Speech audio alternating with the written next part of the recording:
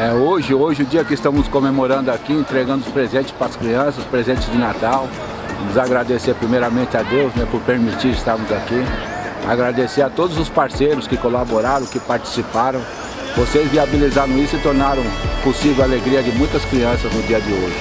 Aproveitando também esse momento, quero desejar a todos da Vila Maria, a todas as pessoas que fazem parte da nossa comunidade, os que também conhecem a escola e participam de alguma forma, muito Feliz Natal, muito boa festa, muito feliz Ano Novo. Sabemos que vai vir um ano muito melhor, um ano de renovação, um ano de alegrias, muitas alegrias. Muito feliz Ano Novo a todos vocês, em nome da Unidos de Vila Maria.